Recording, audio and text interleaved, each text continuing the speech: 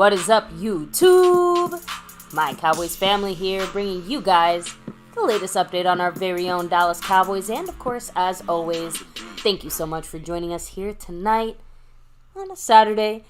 You know, usually we'd be doing a preview, right? Yeah. But our Cowboys don't play till Monday night. So the preview, it's going to be a little bit today, a little bit tomorrow, right? Yeah, a little different here. Again, we'll see what happens. You know, of course, tomorrow there's just football all day, but not Cowboy football. Much more laid-back, relaxed Saturday stream. Just throwing that out there. But, of course, always have to shout out to people helping to make MCF happen here on the daily and the nightly. Yes. So thank you very much to our current sponsor of the week, MyCowboysFamily. Yes. Representing it back-to-back like our 90s Cowboys as a sponsor of the week.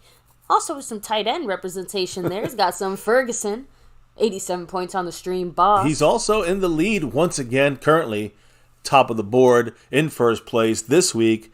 Trying to go for a three-peat as our sponsor of the week. The man from Hawaii. Trying to bring some good luck to our Cowboys here. Appreciate him. As you can see, in second place overall is Snug X. And Marissa Sparkle, by the way, third place. Much love to her. She's back in that star level membership. We'll shout them out in a minute. But that's the top three on the board as of right now. But Snug X, 9 weeks in a row. Domination by the man that you know why he's here. And he's going for that X right now, that 10 in a row, because he is in the lead once again after yesterday. And he also dropped 2 more separate $10 hollers there after the stream. So much love to Snug X. We got you. And he is second place on the board, but he's first when it comes to that Cash App kingdom. And he's ruling that thing right now. If he wins it, that's 10 weeks. That's 2.5 months of domination. I think Jason Renfro went for 5 months of domination. So he's halfway there if he gets this one. So, hey, much love to Snug. Much love to Mark Hovsepian. And, of course, the gifting champion, Skeptical Fan, always staying skeptical. He is currently the king of that board. Truly the best way to give love back to the channel, to the family, to the people in the chat that don't have memberships. So much love to those guys gifting memberships. And that was Skeptical Fan with 6 last week with the win. This week he's in a tie with Justin D for first place. So 1 each. We'll see what happens. Hey, again, that's one of the bigger, shout outs there. We got to always give that. And of course, the leader in the I already said the leader in the Cash App. That's everything, isn't it? Yeah, that's the breakdown there. So again, there's ways of dropping the love here, different ways here, right? Besides the super chat or gifting memberships, right? You have the Cash App, money sign My Cowboys Family, the Venmo at My-Cowboys-Family, the regular PayPal link, and of course, Streamlabs lets your comment show up on screen just like a super chat. Right. And we do those nightly shout outs here. Of course, last night was Fan Friday. But on every other day, it's the star and over everything level members. So let's do that right now. Starting it off with the man staying skeptical. Skeptical Fan, Jason Renfro, Dwayne Broussard, Lincoln Kane, Mary Alvarez, Andy Potched, Marissa Sparkle, and The Lunatic. The Lunatic, yes. Much love. And Monday night. Guys, Monday night, during the game, we're going to have a special raffle. That's Star and Over Everything raffle right now. Star level membership over everything. The monthly October raffle coming up. Sewn and Stitch jersey. Lucky member of the Star level will be, winning this, during this game. Again, old school, new school players, however, the different styles, you name them. We got a lot of choices. So the winner will have that. Again, if you want an NBA or MLB or hockey, that is available. Any team, any sport. So keep that in mind as well. But of course, Dallas Cowboys first and foremost. That's what's represented here. Yes, but yeah, listen, if someone has 10 jerseys, they want something different, they can go that route. But much love to all of those guys we just mentioned. We just shouted out the Star level. Good luck to them for game day, Monday Night Football, when we do this raffle sometime, probably halftime-ish or end the game. So as we do all the shout outs, did the promos, did the intros, let's shout out those in the house tonight, rocking it here with us with My Cowboys Family as we kick off a Saturday night live stream. A huge shout out to Cactus G in the place to be, Scorpio, what's up, Retro Scotty in the house. We have Thomas Garrett, the Superior Garrett, Double R representing, Xavier Hidalgo, what's up, Daniel Berry Sports Highlights, hello and hi, Choice Roberts, what's up? I'm guessing that's you, Mari Roberts, by the way. Rolling back a little bit here, Stephen White, what's up? Harold Jones in the house saying, just let Dak formulate the game plan and call his own plays. Then it's Dak's fault. Problem solved. Well, here's the thing. That's why I do blame Dak in that vein more than even on field, because that is exactly the problem. Dak Prescott has a big hand in this offense in the creation of it with Mike McCarthy. So it's really both of their faults as well as anybody, Schottenheimer and others that worked on this. Yeah, and let me see. We have Rolando Rodriguez in the house as well. Jason Renfro, what's up? Jason. I think Freedom First was actually first today. Good for him. So first place, yeah. First on the board. Oh, oh, there you go, Choice. Yeah, sorry about that. I kind of figured that was you after I realized it for a second. So it's all good. But anyway, back to you, baby. I know we have a few Cowboy things to touch on today. Of course, some Cowboy stuff important, but you know how we start this thing off here. We started off with Agar. 303, part of the family here at MCF. Shout out to you. Yes, welcome to the family. Go Cowboys, you know Always. it. So again, hey, keep it growing, 28,000 and beyond, right? Here on MyCowboysFamily, and we're doing, the season comes first before shorts and other things that kind of help get the numbers up a little bit too, right? As well as the Cowboy content. But the big thing is this is about the Cowboys, and that's what we do here tonight. This has been our staple. These nightly live streams. Others do it.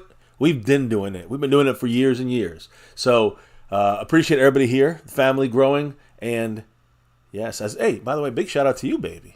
You've dressed up for this occasion here on a Saturday night. Since there's no game tomorrow, I figured, that's fine. We'd be a little more casual today. Casual, laid back and relaxed. I don't know, you look a little dressy, baby. I like it. Nah. You're representing star power. So, anyways, let's talk about the NFL news real quick. Quarterbacks wise, Deshaun Watson dealing with a deep rotator cuff contusion that has made it difficult for him to kind of drive the football when he throws the ball.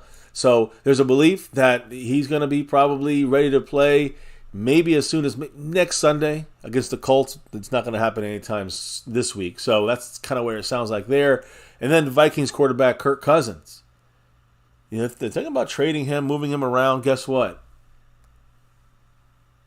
It sounds like he's going to stay in Minnesota this year, and he's not going to waive the no trade clause in his contract, meaning that, you can't trade him. That's it. It's a deal out there he may would have agreed to. He might have waived it, but no. So, again, any kind of unforeseen circumstances in the near future, Kirk Cousins may switch it up, but outside right now, he's going to stay in Minnesota. Just a little update there on that. And then you also have the Patriots. The interesting story here about this guy, Malik Cunningham. He's a practice squad player for them. They elevated him and then signed him to the 53-man roster to a 3-year deal. Like, you don't see that happen very often. That's why I want to make a mention of it, because impressive to go from the practice squad, elevated, and then immediately signed to the 53 and getting a 3-year deal on top of that. Yeah, it's one thing to get a 1-year deal. What do they find? Yeah, what do they find? Seems to be a pretty long-term commitment there. Yeah, if you put him on the 50, if you put him on your 53, you're giving him a 1-year deal. But if you're giving him a 3-year deal, that's very interesting to me there. So either way, some kind of cool stories there. But another kind of the final NFL non-Cowboy based story, although it is about fines, and we're going to talk about Cowboy fines today. The NFL fined Dolphins wide receiver Tyreek Hill $10,927 for unsportsmanlike conduct. Why? He threw up his signature peace sign when the Giants defenders, kind of fell down and were behind him on that 69-yard touchdown for him. Super lame. I mean, we talked about how lame it was for that Kittle fine. This is pretty. I mean, this to me is stupid. I don't know. I guess taunting. I don't know. Some kind of show off is gonna be allowed, right? No fun league. I mean, man. Just saying, it's crap. Weird. And yeah, Scorpio. I do think Cunningham was from Arizona, right? Originally, I'm not sure. He's with the Vikings now. I'm sorry, not the Vikings, the Patriots. Yeah. I'm not sure what I'm trying to think if he was with the Cardinals, or was it the Arizona Cardinals? Is what I'm trying to say. I was with the Patriots, and this is happening. So I just wanted to throw that out there. State that in case I made a mistake earlier. But Tyreek Hill fined $11,000 basically. He's been fined repeatedly for uniform violations. NFL's real tight about that. They collect their money. Now another fine on top of that for him. Now, speaking of fines, George Kittle fine, right? $13,659 for unsportsmanlike conduct for wearing a T-shirt. Said, fuck Dallas. Whatever. We don't like it, but I don't like that. I don't like that move by the NFL, but hey, it's their choice, right? Today, we had a bunch of Cowboy fines going out. Starting with J-Ron Curse was fined $10,927 for unsportsmanlike conduct. And that play he got penalized for in the game. The unnecessary roughness there. Then LVE got fined $18,219 for a very basic helmet to helmet, face to face. It was like a face mask to face mask hit. They must have said he was targeting or something on Deebo Samuel. I don't understand that. So LVE gets fined 18 plus K for that hit, which I would say he should freaking appeal. No question in my mind. And then Donovan Wilson. Donovan Wilson, Dono. He got fined for 2 penalties. The first one was $16,391 for unnecessary roughness. And then, again, the 4 Cowboys. 4 Cowboys this week was fined. Well, there were 4 fines to 3 Cowboys. J-Ron Curse at $11,000 basically, 8. Van Der Rich a little over 18. And Donovan Wilson for the 16 for the unnecessary roughness. Then he got a face mask on Donovan Wilson.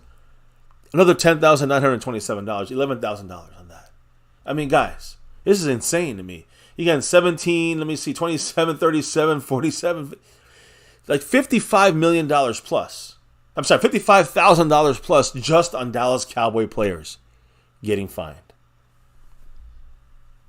So sorry, I'm typing in the chat real quick, baby. Yeah, no, I don't know. But yeah, again, first of all, at least a few of those fines, it's like, okay, you can understand them a little bit. But I'm sorry, that LVE fine, that to me is the bigger bullshit, personally.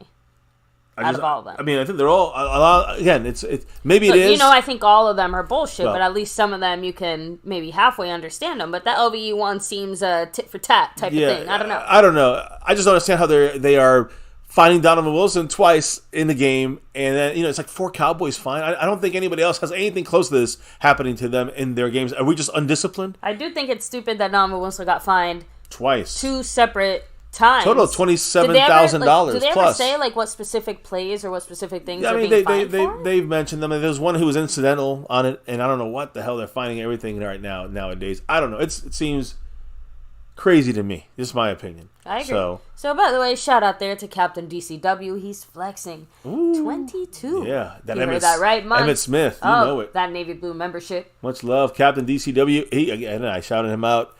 And he jumped back, of course, in that Navy Blue crew. Just back, got it back on that board. A couple days ago. Mm-hmm. So much love.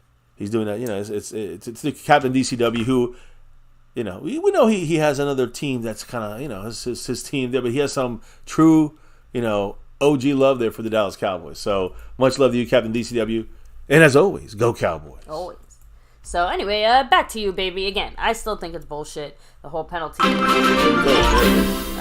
that goes all the way across. Oh, there it is. Yeah. The official drop. Wham bam. Drop. Oh, why'd you have to say it like that? You never heard it like that? When I have. Beastie I Boys don't drop. Drop. I was gonna say something else. Yeah, Cactus G. Doesn't the fine money go to some kind of NFL fund to help the victims or help something? I know the money was in the CBA was specifically supposed to be used for something else. I'm gonna tell you this. I don't think the NFL can keep that money. Well, you're right. Use it for their stuff. I think they're supposed to specifically use that money to do their charity work or something. Wherever they go, someone's getting paid about. Double check that. Someone's getting paid about 75% of this week's money came from the Dallas Cowboys players. Sure. Just that's what I'm trying to say. I understand we get fined, but damn, 4-1 game. Well, and they were the physical ones. What the fuck? What are we doing? I kind of figured fines collected or donated to the Professional Athletes Foundation to support legends in need, and the NFL Foundation to further support the health, safety, wellness of athletes across all levels. So obviously, some of that money probably trickles back to the NFL, but for the most part, most of that money is supposed to be used to either helping retired players and things like that, or some of the NFL charity causes. Well, I guess then the Cowboys helped out those causes this week, buying far more than anyone else this week in week 5. I can imagine, Captain DCW. I don't know if I would want to torture myself and watch those games either. Now listen, Mike McCarthy. Let's talk about injuries. We're going to talk about Mike McCarthy here real quick because he's going to speak about injuries, and we're going to talk about the quick practice today. It was a walkthrough, but we're going to talk about a little something I don't know if anybody really knows much about, and that is the way that he tracks injury situations and health of the players with a GPS tracker. And it's supposed to protect player health and improve game day performance. Now, this is the Mike McCarthy kind of adapted kind of mindset of what he's doing out there on the field every practice. a lot of factors going into this kind of success. And one that's really not, when it comes to the success of trying to keep these guys healthy, although, again, recently a lot of injuries came about. But, again, one of the things that really we don't hear much about is this GPS global positioning system tracker that broke into the sports world in general about 17 years ago. So, I don't know if you have more about this, maybe, but McCarthy basically regards this technology as a very integral component in optimizing the Cowboys' performances on game day. It reduces, or is supposed to reduce, the risk of fatigue and injury, assist players, that are injured, to be able to return in better condition and inform how kind of the individual, that specific individual, and the team trains together. So, again, I don't know if... Yeah, you guys remember way back, obviously, McCarthy was the head coach of the Packers, and Randall Cobb tore his ACL. Again, in practice.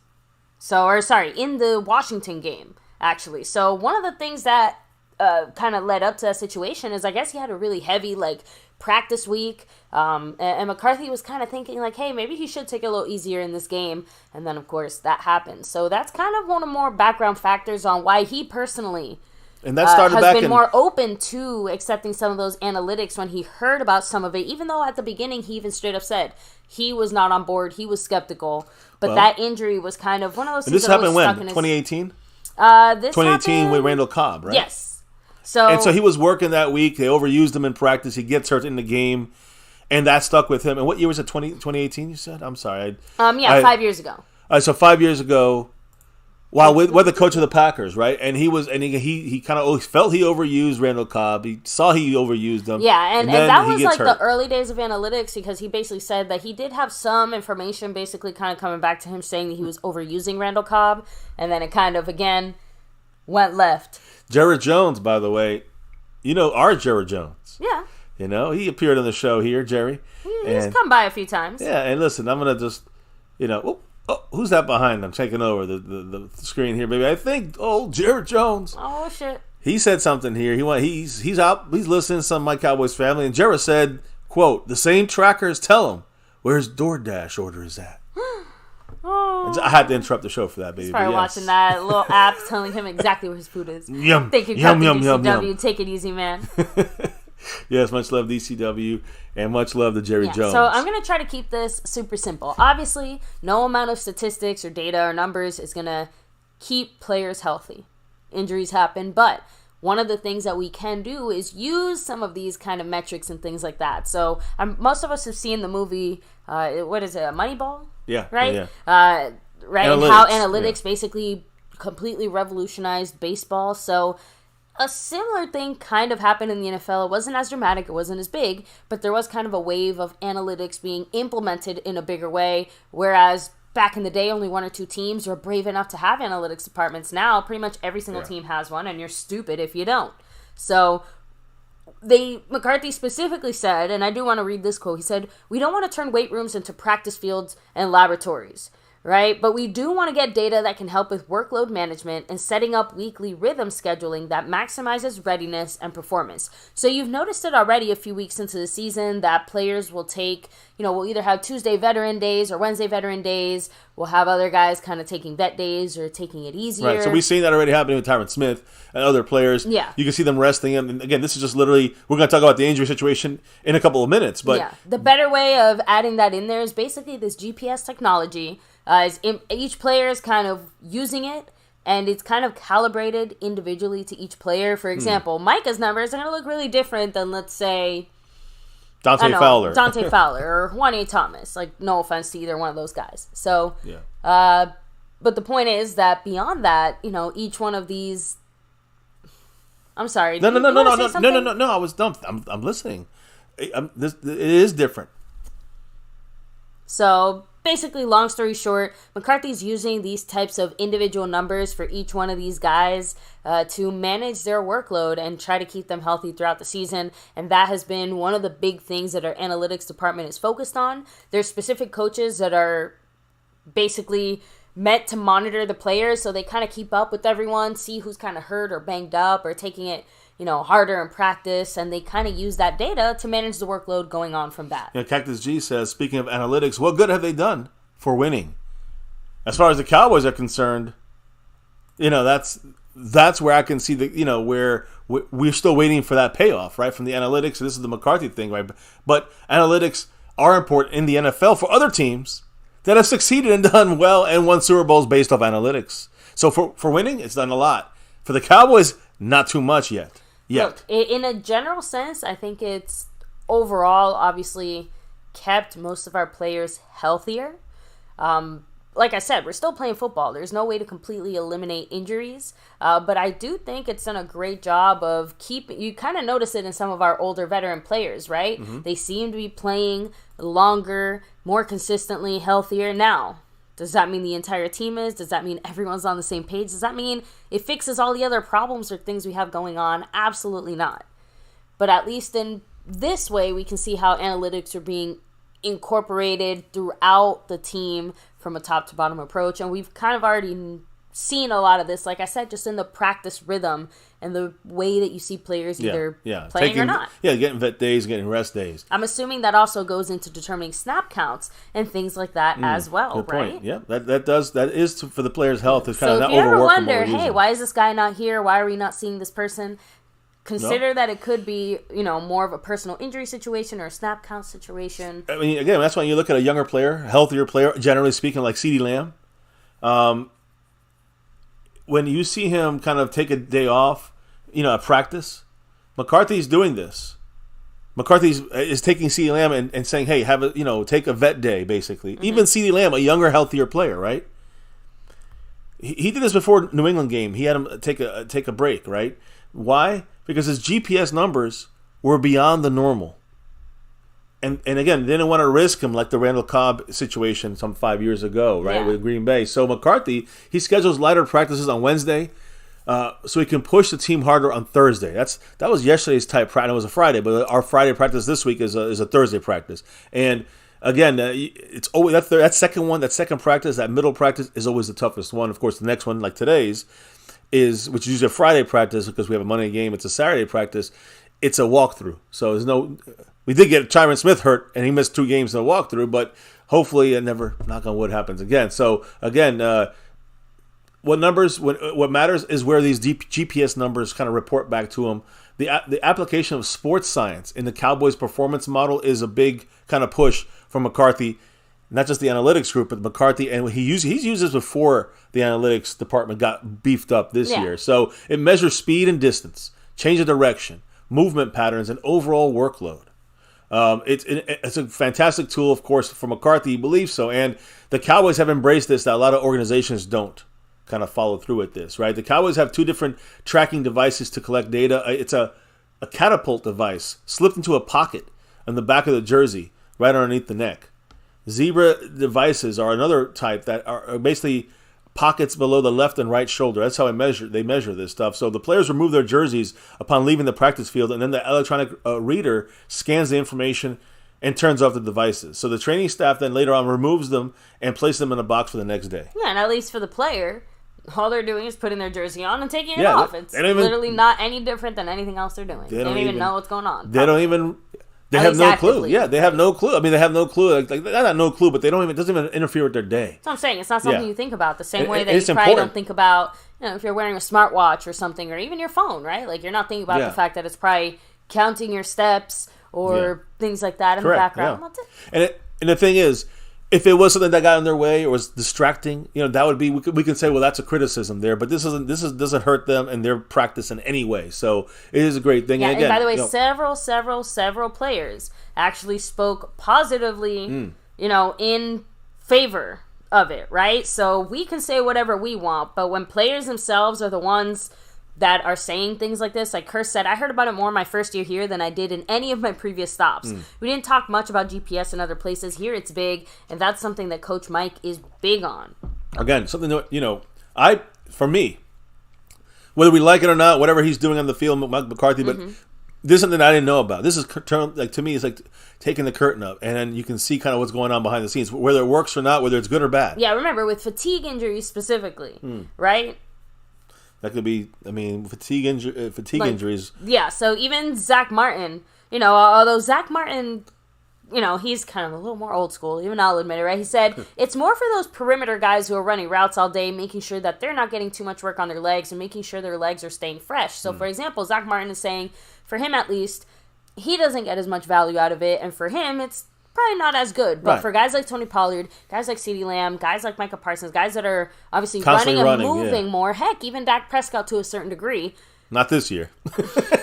That's what I said, to a certain degree, right? But Pollard said it definitely does keep you fresher, especially if you're expecting to have a big load that week. And again, Pollard's another guy who's got a couple days off the last couple of weeks. So again, that's why I said... a younger guy who's, banged up a little bit. And I think it's a great way to also show that obviously not all stats are made equal. Not all technologies are going to help everyone the same way. This does seem to probably benefit, for example, like corners and safeties are probably going to be the ones that benefit more from this, and then receivers. Yeah, running backs too. And I guess tight ends as well. There's enough positions that it makes a difference. Yeah. So outside of that, you might not see as much value in some of these stats, but the point is, clearly injuries have been prevented because of this. The number from the GPS that comes back from the day's practice will be updated in the player's file, and then most of them have a chance to kind of like eat or shower at that point. The analytics department. This is what you said about the analytics that comes in.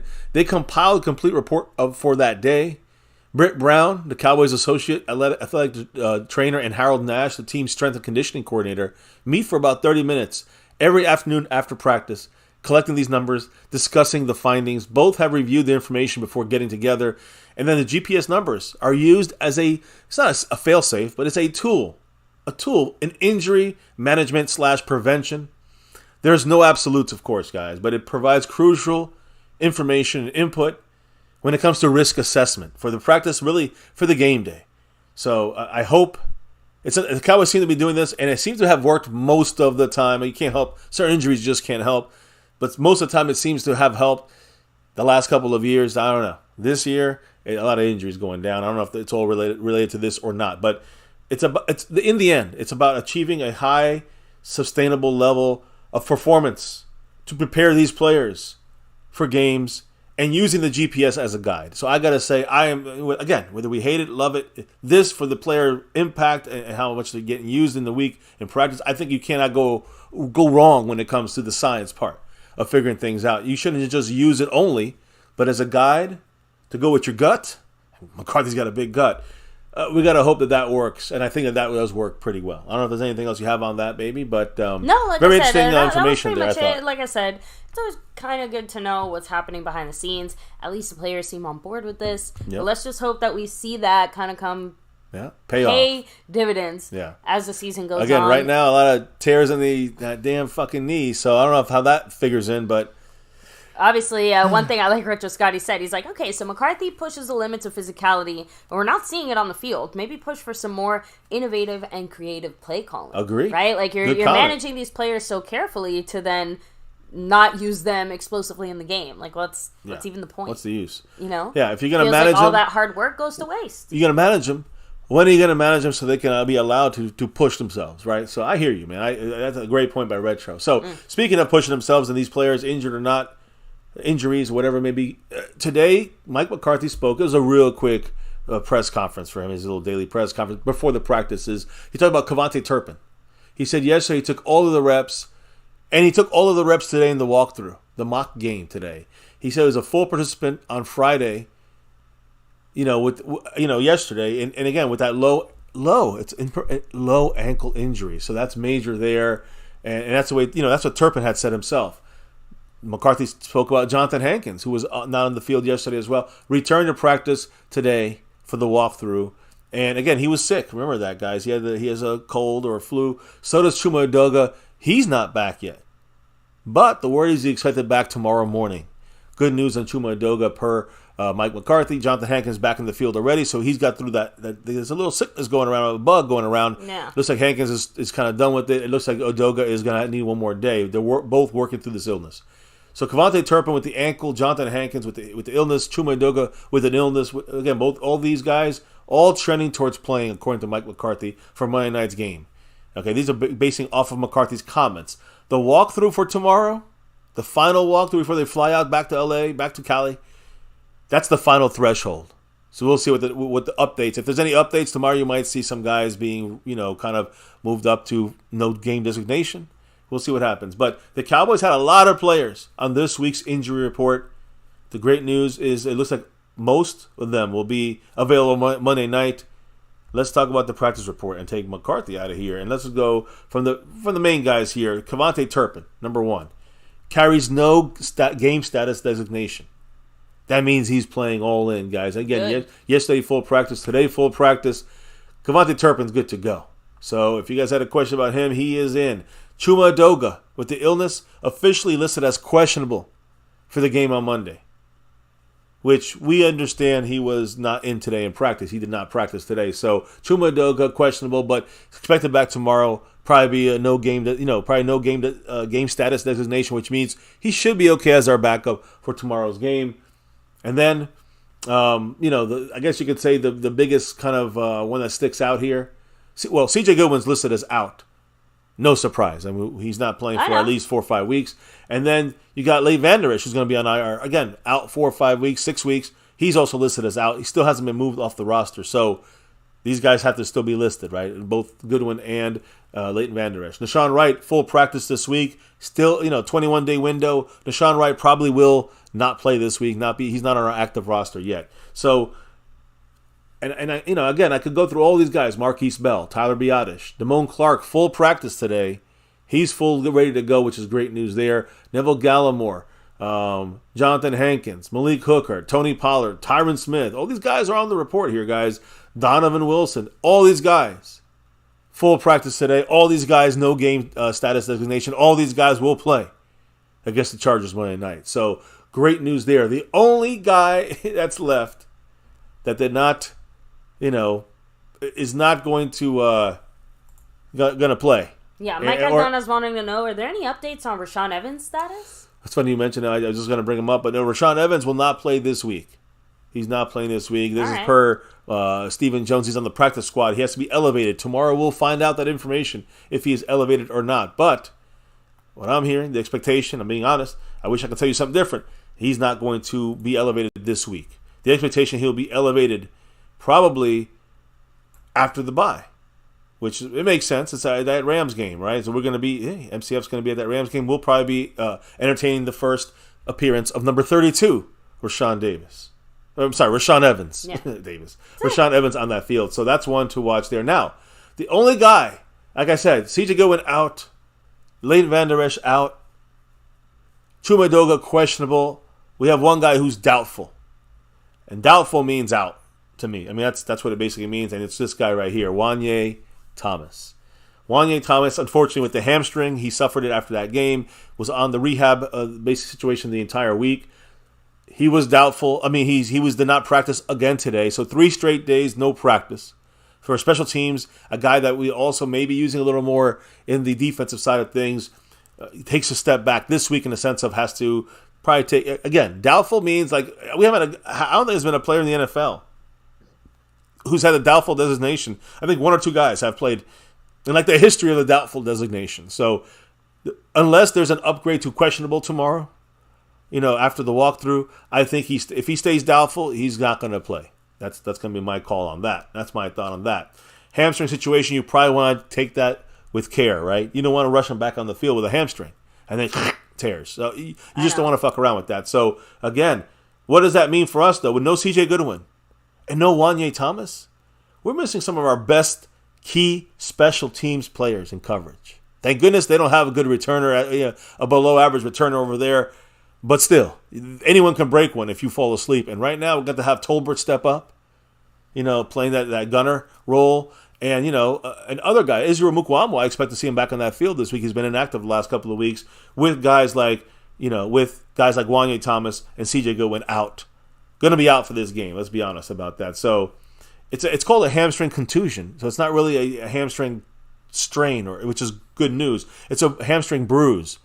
And I think that's why it's still a key that he can still get upgraded to questionable or even play this game. Okay. It's a hamstring bruise, not a hamstring sprain or strain or tear, etc., etc. So hey guys, for once, it's a little bit of good news today on my Cowboys family when it comes to the injury situation. Hey, good is better than nothing, right?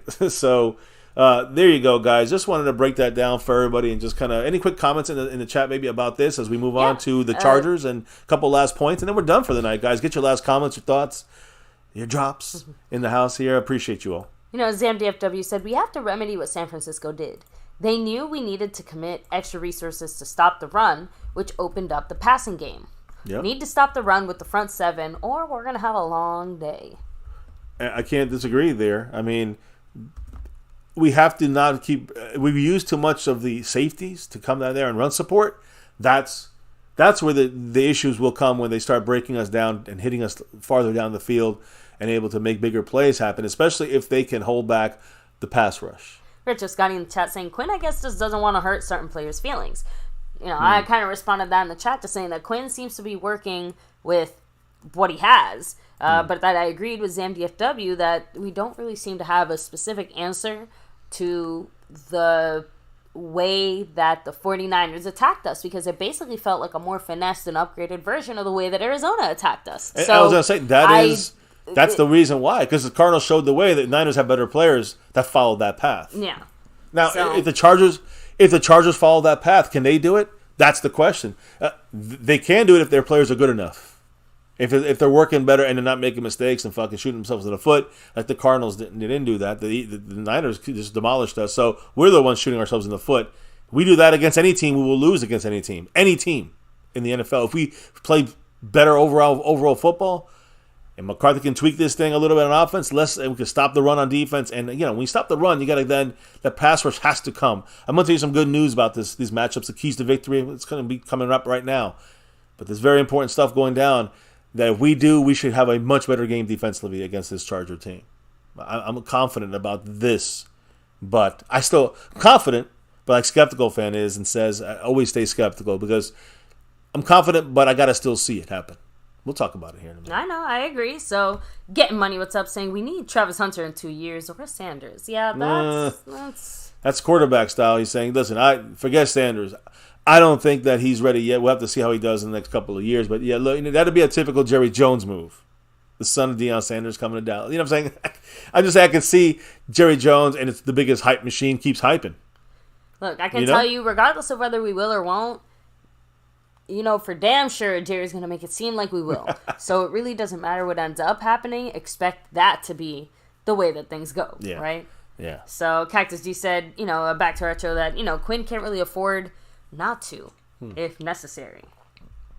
Well, let's talk about the injuries for them. Because that's the big question, Joey Bosa and that defense with Khalil Mack. But Joey Bosa's banged up. And, again, with that toe issue, right? So here's the deal with him. Joey Bosa back in practice again, still working to the sideline once again today. Another day working to the sideline. He's done this all week, and he's mainly stretching and doing sprints. So no teamwork for him this week. Safety Alhai Gilman has a heel issue, also was not in the field. And this is one of their starters here, their starting safety. When it comes to their defense, Joey Bosa was listed as questionable for the game tomorrow.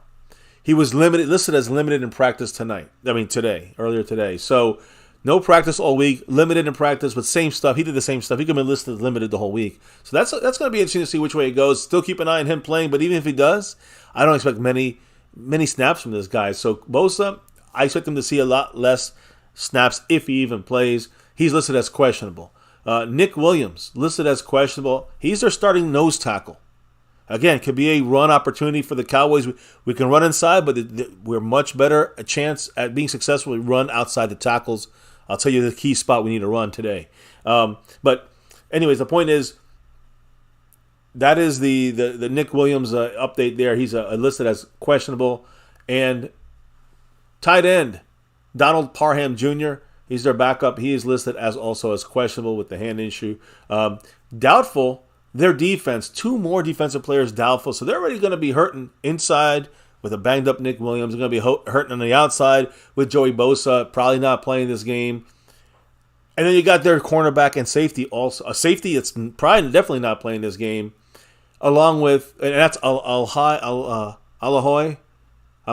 Gilman, who, again, is their starting safety, and Dean Leonard, who's their starting cornerback. So again, both these guys are doubtful. As I said, very rarely do you have an injury of doubtful and playing in the game. So they're going to be missing 2/3 of what's left of their secondary, which most of it is banged up or traded away outside of Derwin James.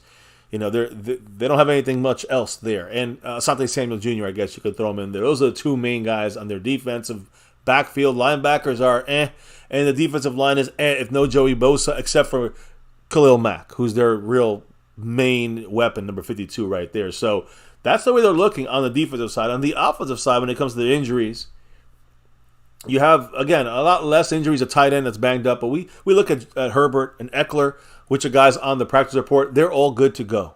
Full blast, guys, as far as things are concerned there. Eckler, no designation. Herbert, no designation.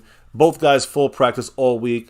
Good. We're going to have their full offense and Kellen Moore ready to rock and roll with us here. So Bosa and Parham questionable for Monday night. Bosa, his status remains undetermined as the Chargers come off this bye week. A whole week to work him back in, and he's still not there. But Eckler with the ankle, Herbert with the finger, are off the injury report. And again, Eckler is the main one to watch here. He's off the injury report for the first time since week 1. He leads the NFL in touchdowns over the last 2 years. And Bosa's status, again, remains undetermined. And I go back to, say, Brandon Staley,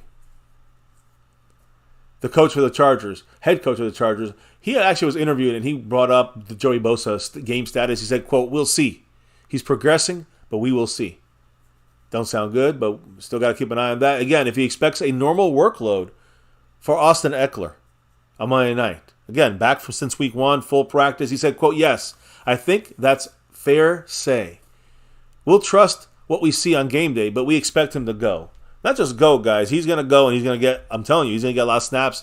Not just running the ball, catching the ball too. Number 30, dangerous. Got to keep an eye on him. And then Herbert with that non-throwing hand, with index, middle finger fracture. He said they asked him if it's going to be any restrictions for the quarterback, Justin Herbert, on Monday night. Coach Brandon Staley said, quote, "No." So, okay, we'll see. That means he'll be taking snaps from under center.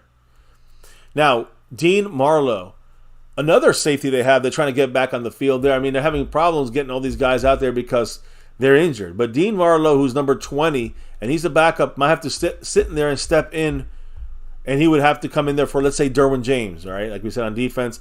They said basically, if he's going to start at safety for Derwin James or not, quote, we're going to make those determinations, but you can expect to see Dean Marlowe out there. So what that tells me, and again, I should switch it back to their defense, because it sounds like Derwin James, even though he's off the injury report, he's going to take a lighter load of snaps. So there's going to be openings in this defense to attack.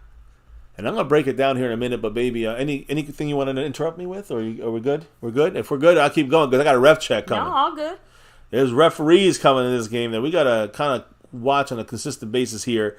And then we do this every single week, right? Every single week we do a ref check and make sure, I don't say it's on the up and up, but we got to make sure that the refs are not screwing us over.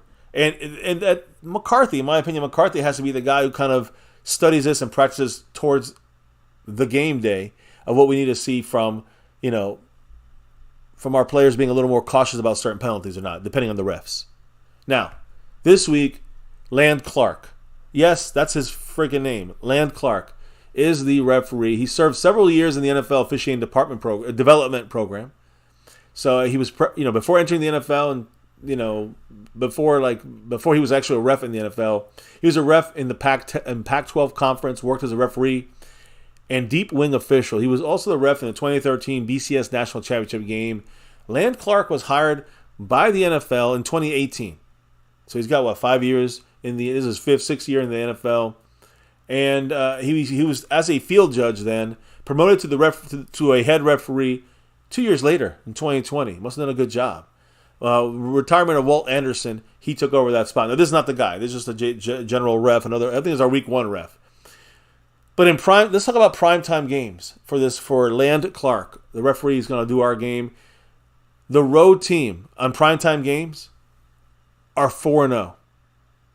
All right, and again, that's against the spread.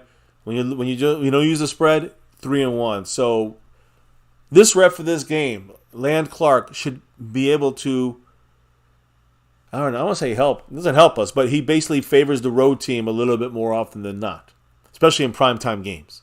Now, here's the deal. The top 5 flag-throwing referees, Ron Tolbert, Brad Rogers, top 4. Ron Tolbert, Brad Rogers, Sean Smith, and 4th, Land Clark. 77 is the most, 76 is next, 72, and then he's thrown 69. 69 penalties for 637 yards. Not the thing you want to see out there from the refereeing crew. They're flag happy.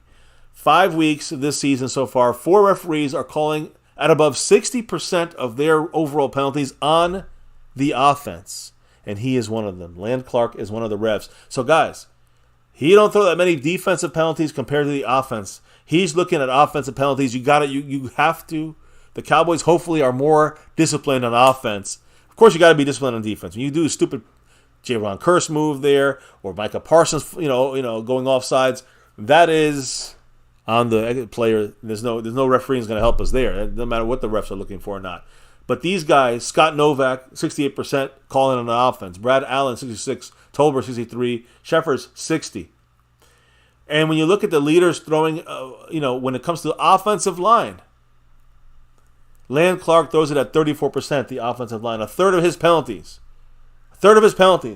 are on the offensive line. You understand which way I'm heading here? When you look at basically, if our offensive linemen don't play the cleanest game of their lives, it's going to be a very flag-happy situation. It kind of sucks, though, because if I'm remembering right, Terrence Steele has had quite a few penalties this year. And Tyler Smith is still working out the whole holding, not holding situation, right? Well, again, where is Khalil Mack going to line up? That's going to be a question there. So Alex Kemp, Tolbert, Trey Blake, Brad Rogers, Sean Smith, and then Land Clark when it comes to, he throws 13.8 penalties per game. And usually he throws about 1 or 2 more towards against the home team. So we have an advantage, right, family? Right? He does the home game, the primetime games to the advantage of the away team. When it comes to overall flags, it sways more more flags to the home team. The home team, the Chargers, this week. So again, when you look at the, I guess you could say the home and away, I think it's what 6 to 7. I'm sorry, it's the other way around for him. 6.4 of the flags have been against the offense. On the away, the home team, and the away team's gotten the extra flag. So I'm wrong about that. Flip it around. We have a disadvantage here, not primetime wise, but when it comes to the flags thrown, usually he throws 1 more against the defense and the offense. At least that's this year. All right, and I'm sorry, home then away. I keep saying defense and offense. So just keep that in mind. Hey, at least we're not facing. You have to face Alex Kemp's crew. He's throwing 10 penalties at the away team, 6 at the home team. I have a feeling that we're partially responsible for those numbers getting knocked up there. But when it comes to the crew, the last thing I'm going to say when it comes to this refereeing crew this week, his crew, offensive holding is by far the biggest penalty he throws it for. As I said, offensive line is what they hit us up for. Also, if you move on offense, false start, that's another one they throw on you guys. And they also watch for unnecessary roughness. Those are the 3 big ones they go with. I also got to include the big one on defense is defensive pass interference. So they're watching defense interference, not offense, but defensive pass interference, unnecessary roughness. We got 4 fucking fines against us this last week. False starts, and the worst, the one they look at, almost 2 flags a game against the home team. Again, about I think 2.5 for the away team. So they're throwing flag happy when it comes to offensive line holding. So that's on us. Now it's on our Cowboys to handle this shit here. Now, any quick comments on the ref? No amount of flag happy refs fix discipline problems, and I'm not saying that refs can't throw flags for certain questionable situations, but the less questionable situations or outright blatant penalties that we can give for them to call flags on, that's just going to make our lives a lot easier. Yeah. Right? Let's not give any more people any chances to mess with us. Yeah, I mean, if you're gonna make a mistake, at least take a chance. Let's say offensive pass interference, and they're not going to look at that as much as defensive pass interference. If you're going to hold, at least a little more rough play on the defensive front should be seen by our Cowboy defense. The Chargers have to be careful because they're going to hold Micah. That's going to be called more often than not, even if it's, the home team. So I agree. I think that, McCarthy has to make sure this offensive line is clean. The good thing is, second week since January of 2021, we're going to have all 5 starters there. So I want to see a better game from these 5 fucking starters. They're supposed to be top 10. Show it then. Last week was a real tough game. This defense is okay. They're not that good in defensive pass defense, and they might not have Joey Bosa, and they're definitely not going to have him 100% if he plays. No fucking excuses. Now, I'm going to flip it for a second, baby. As we run this down, I only got a couple more things to say here when it comes to the real matchups and keys to victory against Kellen Moore's offense. Well, let's just look at the stats. Our defense versus their offense. All right, Kellen Moore, the offense. How does that look? Listen, here's the thing. His offense looks a lot similar to what we're used to. It hasn't really changed. Does that surprise you? Adapting. We just kind of went the other direction. Well, yeah, but I'm not talking about us. I'm talking about them right now on offense. To break down what the matchups that we have to kind of look for and win. Kellen Moore's offense looks familiar, similar to our last year's offense. Not this year, last year. So just in that kind of situation, guys. The Cowboys have an advantage. Dan Quinn has an advantage here. So, again, they score 27.5 points per game right now in 4 games. They throw for 269 yards, so they're throwing a lot. They rush for 120 yards a game. So you got to keep mind of that there. They haven't had Eckler for 3 of those 4 games. And when you look at the Cowboy defense, we only allow 16.6 points per game. We do unfortunately allow 123.4 rushing yards. So this goes in their favor. This is a key of the game. We have to slow down the running game, whether it's whoever it is. I don't care if it's Herbert himself, but Eckler will run, and they're going to be again. How often would Kellen Moore use him? Kellen Moore's going to underuse a guy that they probably should use more. But Eckler will be used in the passing game. You can bet your ass on this, guys. So Austin Eckler in the pass game is a key. Who's going to be covering him? Who's going to be the guy attached to watching him? Will it be Micah? Who's going to be out there watching him when he's in the flats, when he's getting the screens? So to me, that's in Kellen Moore's offense. We'll see how that goes. I want to throw in there, again, they were using a lot of the same stuff we were used to, but they were using a lot of pistol in the Raider game, which was the last game. That was week 4 for the Chargers. But let me ask you a question, baby. Tight ends. Did we use a lot of tight ends with the Cowboys when it came to Kellen Moore's offensive schemes? So their tight ends are not athletic at all. I'm sorry, let me rephrase that.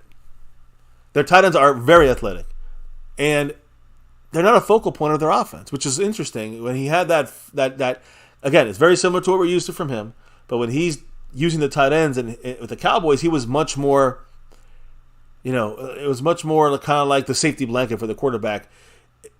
It kind of, again, and at times we'd use the tight ends to kind of move down the field. That is not what Kellen Moore is doing with the Chargers. Athletic tight ends, but not really using them as receivers down the field. He's still using them as dump downs and check downs. So just keep that in mind. Again, their tight ends are going to be mainly Gerald Everett, which we talked about earlier, formerly of Seattle and of the Rams, but now with the Chargers, and then Donald Parham Jr., who is banged up, questionable for the game. But those are their athletic tight ends, not a focal point of their offense, through Kellen Moore. Herbert holds the ball. Here's the thing, guys, because, as we know, Kellen Moore's offense, you need a lot of time for those plays to develop. Exactly.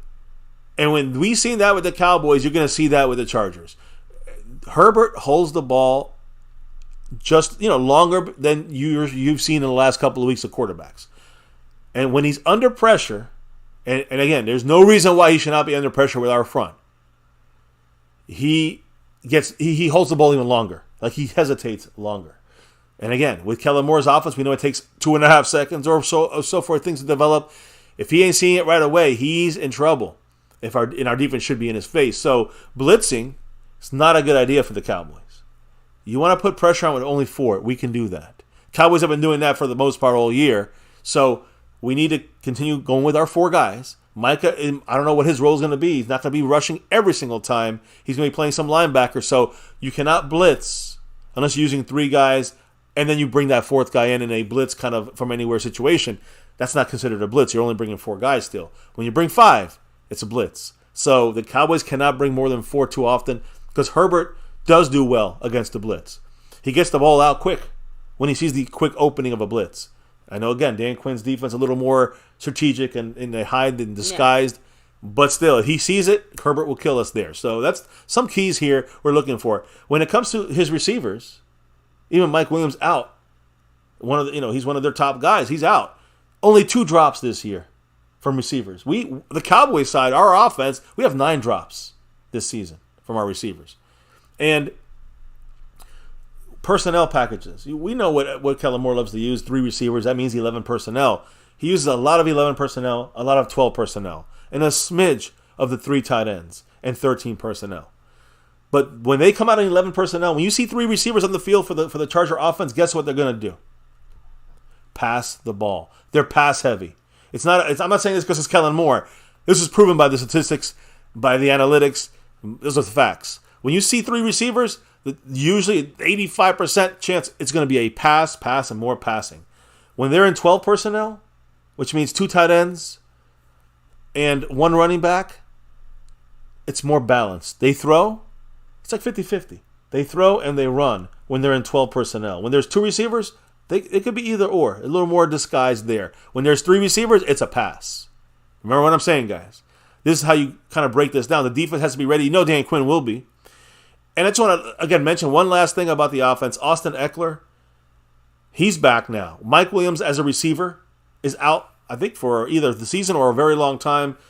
So not just running the ball, but I expect a heavy touch rate, meaning catching the ball for Austin Eckler. This is one of those keys. We got to make sure we stymie this guy. He will hurt us if he gets the ball in the screens and in the flats. And he does this stuff. We better hope we can. I don't know. We have to make sure we can get in there and slow him down, because if we don't have a guy assigned to him, it could be an issue. So I expected him to be used a lot by Kellen Moore in the passing game, in the receiving game for him, and to help out the missing Mike Williams, who's not there anymore in their receiving core. So, one other guy I want to put in there as a receiver for them, rookie Quentin Johnson from TCU. I want to throw him out there because he's a rookie, but he's their left side wide receiver. He's number 1, so he's easy to remember. First round pick, Quentin Johnson. Pick number 21. So he's a top guy for them. He's 6'3", 208 pounds. He ran the 40 in 4.52. He has excellent ball tracking and body control to get the ball high pointed. Best combination of size, speed, and acceleration in this past draft. And he's dangerous in catch and run situations. You got to keep an eye on this guy. On the outside, Stephon Gilmore against the rookie. There should be no issue here, Stephon. Limited route tree for this guy, though. He is a body catcher, so that could be an issue for him as far as bringing the ball in. And had issues with drops. Not this year, but in 2022, he had 8 drop passes just on himself. So Quentin Johnson, you get close enough, you can knock that ball up, out, pick. Some guy, you got to keep, you got to watch him. He's a rookie, but you also can take advantage of him if you're defensive backs. Deron Bland, all these guys. He's on the outside, so Gilmore and Bland will be the guys watching him. Now, flipping it over to the other side of the ball, the defense, and how we're going to break them down with our offense. Our offense, we were averaging 26.8 points per game, 124.4 rushing yards, 203 passing yards, 292 total offensive yards. Not very good. But their defense, they're allowing 26 points, so basically the same. And they're allowing 104.3 rushing yards, so about 20. We get about 20 more than that per game. They allow almost 299.8, 300 yards of passing yards per game. We're only throwing for 203, though. Again, they're number 32 out of 32 when it comes to passing yards allowed in the air.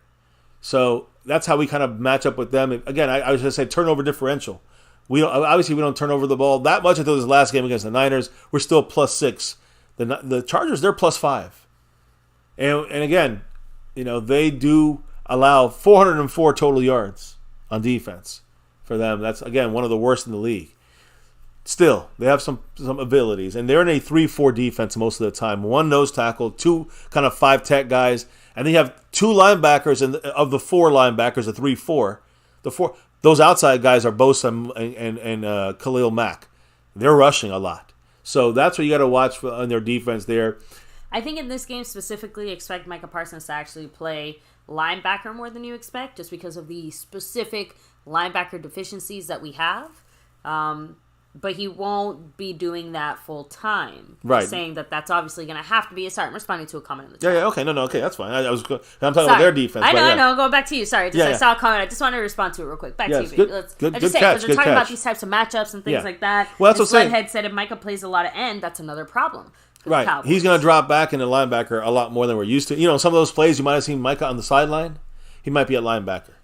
Might be 10, 15 plays there, You might have a couple extra plays. Maybe he gets off an edge and play. But first and second downs, you might not need him playing the pass rush. You need him at linebacker. I know it's kind of dumb, but something else. Expect him to line up at the D-line and then just drop back instead. Like, that to me seems like the most likely thing. That way that no one knows, okay, is he a linebacker? Right. Is he a defensive lineman? And obviously, I'm sure there's maybe little ways of telling, but that to me seems like the smartest way Quinn can have him transition into doing both. But that obviously can't necessarily be the case for every play. Anyway, sorry. I agree. Now, back to their defense against our offense.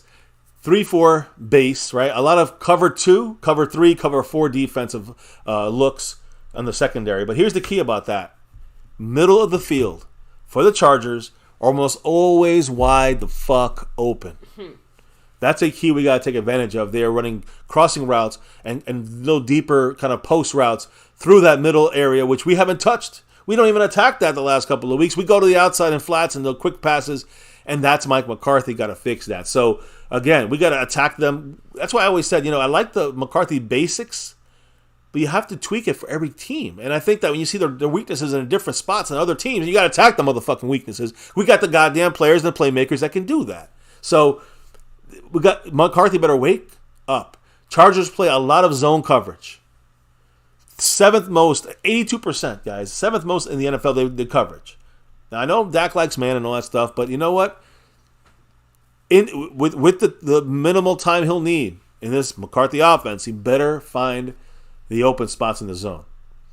Now, I want to say when it comes to this offense against their defense, what's going to be a key here? Running the ball. You just can't run the ball over and over again. It's not going to be that way, but I do believe when you do run the ball, you got to pick and choose the best spots. And the best spot to run is behind the left tackle. Not because it's Tyron Smith, because they have weaknesses on their when you look at their defense on their right side. And I say that only because, again, I don't want to, again, right side, you could look at Khalil Mack. He's coming in as a pass rusher, pressure, but he's playing linebacker, which is a lot of the times. He's not coming in there pass rushing every play. Even if he does, though, you can run that way. Kind of like the Micah Parsons situation, right? These are rushers. When they're on the line, they're rushing. They run right past the run play a lot of the times. And when you have out there guys like Austin Johnson and Sebastian Joseph Day, these guys are not going to be able to stop that outside run over the tackle spot, especially over Tyron Smith. But it's more specific. Running to the left side of your offense against the Chargers is very beneficial to the production you're going to get. In fact, and again, I got to back it up with something, right? Runs behind the left tackle, averaging 6.5 yards per game. 6.5 yards per game behind the left tackle. Not the Cowboys, just any team against this team. Okay. And so running behind your left tackle, which happens to be Tyron Smith, should get you that 6.5 yards per game, per carry average. So again, Tony Pollard should have himself quite the game. If you run it to the left side. Or Dowdle. Yeah, run it to the left side. Again, interior, not as good. The linebackers do help out there, but outside of that, the coverage in the middle, linebackers falter there. And again, running to the outside, it is a lot of opening there, especially to the left side and right side, but the left side even better if you want to kind of key in on this. The keys, right? Now, they do have a rookie. I'm going to talk a little more about him. His rookie is Tuli Tilupulutu. He's number 45. Yeah. Number 45. And he's the guy that stepped in for Joey Bosa, that's playing very well. He's been very impressive. Good pass rusher. Does a nice job also in the running game. So running at him is not the best deal. He's from USC. Picked in round 2, 54th pick in the draft for the Chargers. He's 6'3", 266. He ran the 40 in 4.97 seconds. Good speed to power combination there. Elite first step with very good spin move. So you got to watch out for that. And he's also a very powerful run defender. So again, like I said, he's more on the right side with Terrence Steele. with no Bosa in there, right? Bosa would be in that spot, and this guy would play a little less. Now this guy play even if Bosa's in, he's going to be playing a lot. Tuli, he's going to be on that at number 45. So again, powerful run defender, but he also has poor athletic ability. He has bad tackling technique. He's not a strong edge setter, and he doesn't bend around the edge. He's really more attacking the inside when he's pass rushing. So he can be obviously slowed down and stopped. Terrence Steele, that's going to be your main guy this game if 97 is going to be hurt, or even, if he's out or he's going to get less snaps this game. That's the matchup there we want to watch. On the right side, left side you want to run, right side you can dominate it if it's not Joey Bosa all game. So we'll see how that happens there for the edge side, for the right and left edge sides of things. The last couple of things here, cornerback. A lot of injuries, guys, for them. But number 43, Michael Davis, the left side cornerback, outside cornerback. He's allowed 4 touchdowns this season. He's a very tall cornerback. It's not helping him, though. He's been beaten on deep crossing routes against Minnesota Vikings, against the Miami Dolphins. This guy's been beaten all over the place. 4 weeks, allowed 4 touchdowns. He's a guy that 4, Dak Prescott, number 4, must attack. And McCarthy, you got to get the play. Dak, you got to attack it. Now, here's a crazy number, baby. Mm-hmm. The last kind of defensive stat and offense, our offense versus their defense. The last point of reference here with the run and shoot. I say run and shoot, not run and shoot, but with the West Coast offense. Can we get something? I don't know if it's going to be able to even match what's been going on against this defense, their pass defense. 18% of their completions. I'm going to just round it up to 20. 1 out of every 5 plays go for 20 yards or more against the Charger defense. 20 yards or more. No offense, but if we don't give them a similar smackdown, then, as far as like the other smackdowns we've had throughout the season, it's going to look really bad, I think, on our offense and defense both, right? Like our offense can really take advantage here. Correct. And, really put out some explosive plays. Yes.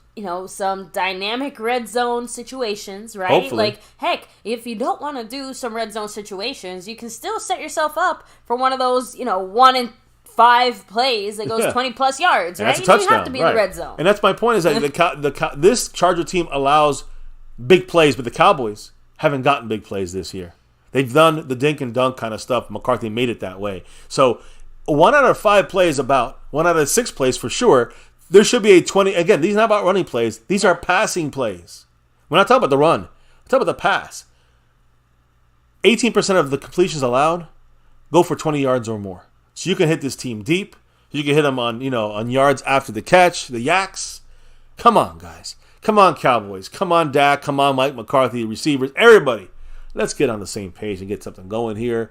Oh, man, I can't stress the fact that here's the thing. Our defense should be able. We're playing against. Listen to this. On defense, well, let's start on offense. On offense, we're playing a defense that's broken in their secondary.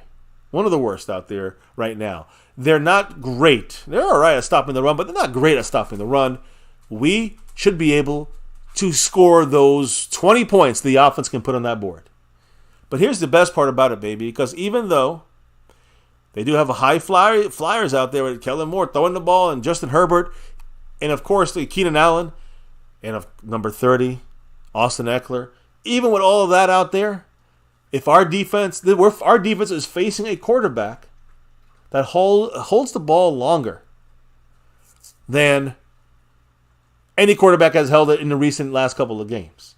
So everything is going our way. Our defense is going against an offense that's good, but they don't do well because they have to have time to throw the ball because they don't throw the ball quick out of there. So that helps our defense. And on offense, on the other side of the ball, guys, when it comes to our offense versus this defense, we should be able to run left. We should be able to run outside on left or right. We should be able to utilize the run game and screens and passes and all that. We got Turpin in there now, right? I see some guys ask about Cooks. Cooks and Turpin can help spread the field a little bit down the field, stretch the field. Let's go. And the passing game. I don't care about again, it's not about Dak. We know Dak can do it. It's about, can McCarthy write something up that can take advantage of this very weak 32nd, the worst, the bottom of the barrel pass defense in the NFL. And they're not going to have Bosa there full blast if he's even in there. They got to slow down, Khalil Mack. That's it. We do that, we should be shooting fish in the barrel, but why won't we? What's the issue? If it's dink and dunk, playing in the hands of the defense, we will find a way to lose this game. There should be no way we lose this game. Our defense has an advantage with the guy that holds the ball longer. Our offense has an advantage with a team that can't stop the run on the outside or the pass down the field. Yeah. Come on. What more do we have to do to get a win against the Chargers this week, against Monday night? It doesn't have to be this complicated. Special teams even, right? Your favorite, baby. We know Aubrey, 14. We're not going to go to Aubrey, but Cam Dicker, right? Cameron Dicker, the kicker. He has a 95% touchback rate, similar to Brandon Aubrey. I think he only has 1 or 2 non-touchbacks. 95% touchback rate, so don't expect too much. On the special team side of things, I would say kickoff returns, right? I think that's the one I wanted to kind of push. Kickoff returns and Kavontae Turpin, he won't get many returns on kickoffs. Hopefully there's only one that's needed, and it means they don't score at all. But Turpin should not be returning the ball at all, too much on kickoffs. Punts, of course, he'll be in there. And speaking of the punter, J.K. Scott's their punter. He's averaging only 40.7 yards per punt. That's in a net of 38.4. So you even returning it, when you get the return yards involved, I mean, you're only hitting the ball about less than 40 yards down the field when you get that ball back. Wherever he's at 40. That's where you should get the ball back or better. That's the third lowest distance in punts in the NFL. They have a shitty punter, is my point. So, guys, we should win all fucking 3. You look at this and you break it down, but what should happen, we win all 3 phases of this game. Yet, if McCarthy can't tweak the offense to kind of attack the obvious weaknesses of this Charger defense, it's going to be a close game. It's going to be a battle, and we might lose. I hate to say it, guys. But anyways, that's all I got to say on this. Tomorrow we'll be doing a more laid-back stream. If we do a stream, we'll be doing a laid-back stream, maybe even watching a game with you guys is on. We'll see. We'll see how things go and how things flow tomorrow. But, hey, we appreciate everybody in here tonight as we wrap it up. Much love to Snug X, who's the only drops of love from above, but it's all good. We do the thing no matter what. And again, he is dropping that Cash App side of things, and let's give it a big ring-a-ling-ling here for him, because he's the Cash App king for 9 straight weeks. And who's the leader? 10 straight weeks if he keeps it down. Not just till today, tomorrow, but Monday night. That's when we crown the new champion there. That's or right. Maybe he holds it down. That's what the expectation is. He's in the lead right there. Sponsor of the week, the man who's also rocking the stream boss with 85 points. Marco Seppian back-to-back like our 90s Cowboys, trying to go for a 3-peat. He's in the lead once again on the board this week. And by the way, being the fact that he's in first place right now, again, trying to accomplish something the Cowboys couldn't do. And again, 3-peating it, we'll see. So again, that's the Snug X in second, Mercer Sparkle in third. Appreciate you guys. The gifting champion, much love the skeptical fan, who rocked it. I think he won by 1 last week. He took it down this week. He's in a battle for a repeat against Justin D, who both of them are tied for first place. I think I hit everybody up on that, baby. I think we're caught up. Too. So any last comments, shout-outs as we get ready to drop out of here for a quickie tonight? Of course. Cowboy Nation Danny in the house, Zam DFW, Cactus G, Retro Scotty. We have Sledhead 5-Ho, MB, that was funny. Mike Aldana, Dirty South MVP, Scorpio representing, Thomas Garrett, the Superior Garrett. Yeah. Almost shouted myself out, of course. Stephen White, Cool, my Cowboy's wife. Snug X, of course, representing. Snug. Let me see. Rolando Rodriguez, Chalk to Montana 808, Eric Wallace, Getting Money. Get money. Texas Twister, Mike Aldana. I think that's everyone here so far. So, guys, with that said, thank you again for everybody here chilling, hanging with us. We'll be back tomorrow. Make sure to take a second to hit like, subscribe, hit that notification bell, follow us on all social media at MyCowboysFamily, and of course, hop in the Discord. The link for that's in the description box down below. Baby, let everybody know why we do this thing each and every night here at My Cowboys Family. It's that navy blue. Yeah. That silver too. Yeah. That star over everything. Hell yeah. Remember, win, lose, or draw, good, bad, or that's ugly. Your part. Yeah, win, lose, or draw, good, bad, or ugly. We always rep that star over everything. And here at My Cowboys Family for 6 years in a row and beyond. Never forget the number one thing here now and forever. As always, go Cowboys. Let's get that 6 and beyond. Thank you all for dropping the knowledge in the chat all night long. Appreciate you guys. Truly can't do this without your back and forth.